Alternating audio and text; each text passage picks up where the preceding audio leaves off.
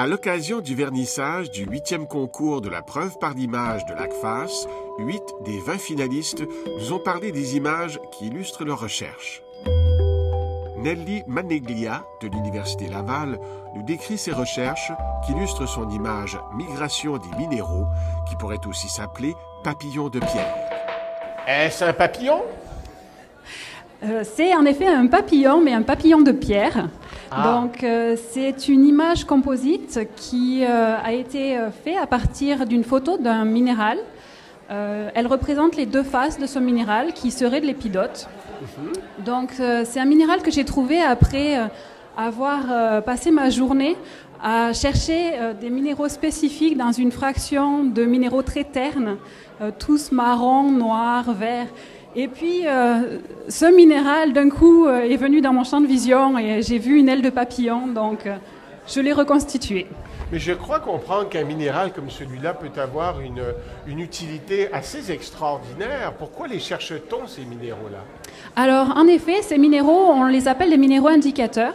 Ce sont des minéraux qui vont permettre aux géologues de localiser des gisements d'intérêt, comme des gisements d'or, dans des zones où il n'y a aucun indice visuel de ces gisements, donc comme dans le Grand Nord du Canada, où le relief a été complètement nivelé par les glaciers. Donc les gisements sont enfouis sous des sédiments glaciaires très épais.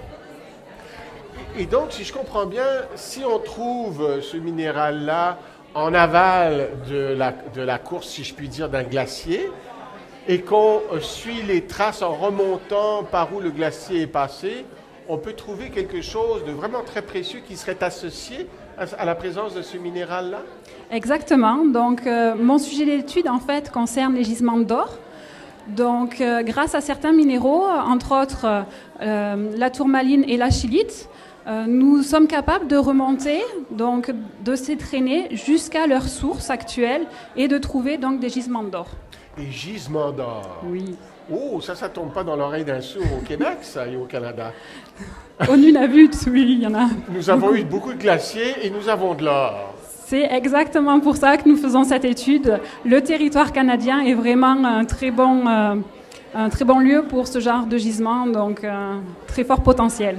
C'est un véritable travail de détective. Je pense que les gens au Klondike auraient bien aimé connaître ce système, n'est-ce pas? Oui, c'est un travail très difficile, très long, puisque dans un échantillon de til qui fait, on prélève une dizaine de kilogrammes, on se retrouve avec une centaine de grammes de minéraux indicateurs, de minéraux lourds, on va dire. Et dans ces minéraux, il nous faut trouver à la main, sous la binoculaire, donc nos minéraux indicateurs. Donc c'est un travail très long pour pouvoir trouver et remonter la piste jusqu'à nos gisements d'or. Mais au bout de cette quête, il y a peut-être un trésor. Possiblement, un peu d'or. Merci beaucoup, Nelly. Merci d'être à venue vous. nous raconter cette histoire.